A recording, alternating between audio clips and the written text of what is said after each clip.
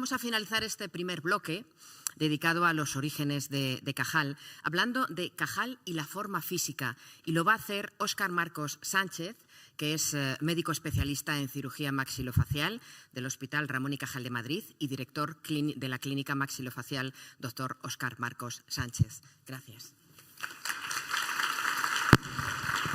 Hola, buenos días. En primer lugar, agradecerle a José Aserías la invitación que me ha hecho a estas charlas, porque él ha sido un poco el motor en la sombra de todo este evento.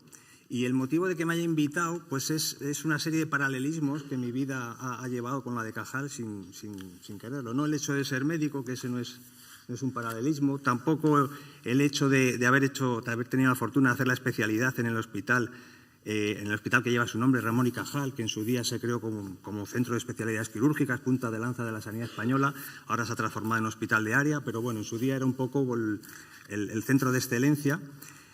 Tampoco es el hecho de que la frase, el aforismo de Cajal, de todo hombre puede ser escultor de su propio cerebro, que iluminaba el hall de entrada al hospital, que todos los días lo veía al entrar y al salir, realmente fue una frase que a mí me servía, me motivaba y que ha sido un poco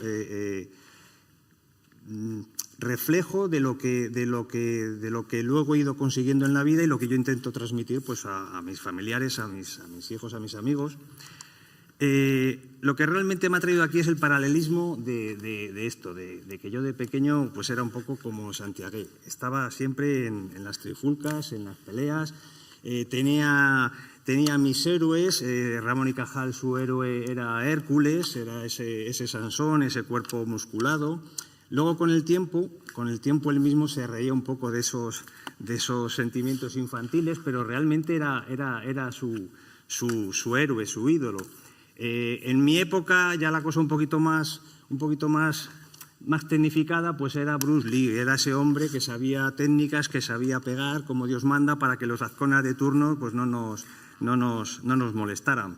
Porque en el fondo éramos chicos que teníamos ciertos complejos, no éramos chicos con cuerpos muy dotados, ni muy altos, ni muy fuertes. Ramón y Cajal venía de pueblos pequeños.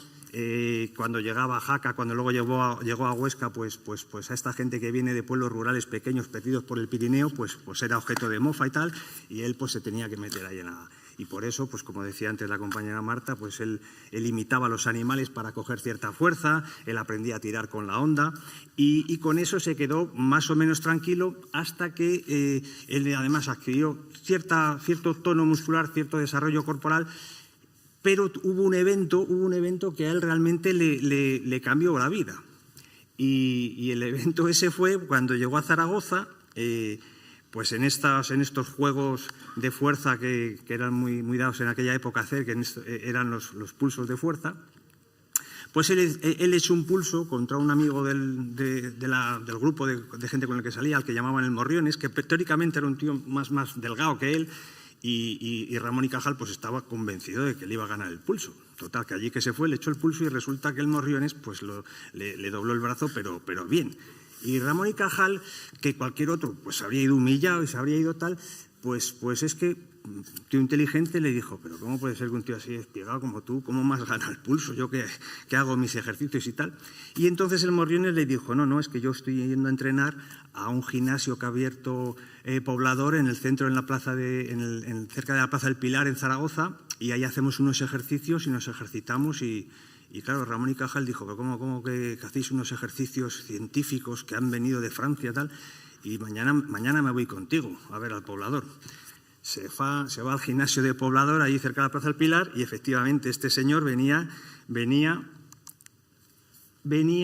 de recibir las enseñanzas de un personaje también muy especial, que es Hipólito Triad. Este es un francés, aunque también medio español, que habría creado el primer gimnasio moderno en los Campos Elíseos, un gimnasio donde se empezaba a trabajar con máquinas, se empezaba a desarrollar el sistema musculoesquelético de una forma un poco más científica. Este señor fue el que inventó, entre otras cosas, la mancuerna, las pesas. La vida de este también da para mucho, ¿eh? Un niño francés de 5 años que lo secuestra un grupo de gitanos y lo mete, como era un niño muy grande, muy fuerte, lo meten en un circo de estos itinerantes que va por los pueblos como niño forzudo. y a los 15 años resulta que le salva la vida a una mujer de morir atropellada por un carruaje, y la mujer, cuando le cuenta a este chico su vida, le dice que, pues eso, que está viviendo con una familia de gitanos itinerantes, y claro, la mujer, en señal de agradecimiento, lo rescata de ese tipo de vida, lo manda a España a estudiar a Burgos con los jesuitas. Este hombre, su forma física le gustó o intentó desarrollar su cuerpo, y buscó la forma científica de hacerlo, basándose un poco en los conceptos de los griegos, los ejercicios que hacían los griegos, los gimnasios de su momento, y este hombre fue el que creó, es el origen de la gimnasia moderna que conocemos. Esto lo importó un señor a Zaragoza, y allí encontró Ramón y Cajal su catarsis, ver una forma científica de desarrollar el sistema corporal, ver a esos hombres musculados y luego ver cómo él mes a mes fue consiguiendo un desarrollo muscular, pues que le llevó en pocos tiempo, en menos de un año casi, a desarrollar esta musculatura. Que estamos hablando de épocas en las que no se utilizaban anabolizantes y tampoco había unas máquinas de ejercicios como las que tenemos hoy en día. Entonces, realmente esto es muy meritorio. ¿Y por qué Santiago llegó a este desarrollo?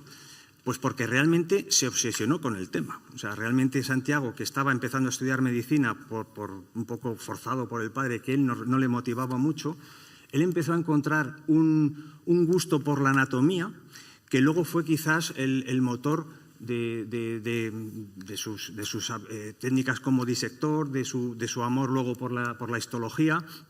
Y hay muchos historiadores que dicen que seguramente, que es probable, que este hábito del culturismo sea lo que originó la carrera o lo que le llevó a Santiago, a Ramón y Cajal, a llegar a las metas que pudo llegar. Y entonces yo aquí he pensado que quizás el maestro podía haber cambiado o añadido otro aforismo al típico que tenía, como el que estaba en la entrada de nuestro hospital, y que él podría haber dicho también que todo hombre, si se lo propone, puede ser escultor de su propio cuerpo, y ese fue el objetivo. Y en mi caso personal, que es un poco por el motivo que yo vengo, pues pasaba un poco igual. Chaval de resultados escolares muy mediocres, que en un momento dado, octavo de GB, 5 suspensos, tercera evaluación, mi padre dice: yo no te enderezo, pero te voy a llevar a uno que te enderece, y me llevó a un profesor también un americano, me metió en el tema de las artes marciales, y en unos años pues también conseguí llegar a tener un nivel técnico pues bastante bueno, bastante aceptable. Entonces eso es un poco lo que vengo a decir, que esa implicación que tuvo Santiago Ramón y Cajal con el ejercicio físico, que luego además él lo defendió en los proyectos de educación, como se ha comentado aquí un poco. Él se daba cuenta que el ejercicio físico debe de formar parte de la educación. Entonces, en los nuevos conceptos que había en aquella época de la Institución Libre de Enseñanza de Giner de los Ríos, él ya empezaba a introducir la educación física como uno de los pilares de la educación, por todo lo que se desarrolla cuando se hace ejercicio. A nivel de la medicina, las doctrinas higienistas, que también en aquella época empezaban, había ya muchos médicos que, recuperando un poco los conceptos de la Grecia clásica o en el Renacimiento, conceptos como el libro de la Artis Gymnastica de Jerónimo Mercuriani, que ya decían que el ejercicio físico previene las enfermedades, el ejercicio físico cura.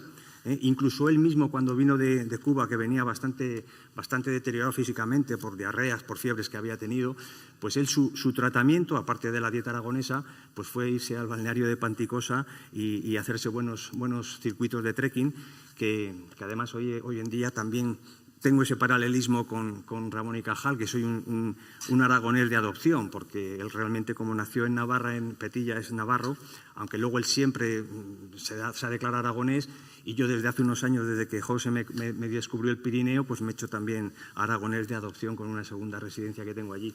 Y ya para concluir la conferencia, hoy en día está muy de moda todos estos equilibrios mente-cuerpo, desarrollo, pues eso, el mindfulness, las técnicas estas de orientales, ahora el orientalismo, que también está un poco de moda, y realmente este concepto del renacimiento, que ya ponía no solamente el desarrollo de la mente, sino el desarrollo del cuerpo, como pintaba aquí Leonardo en el Hombre de Vitruvio, que no es un cuerpo cualquiera, es un cuerpo desarrollado, es un cuerpo musculado, es un cuerpo de alguien que lo tiene que ejercitar, ¿vale?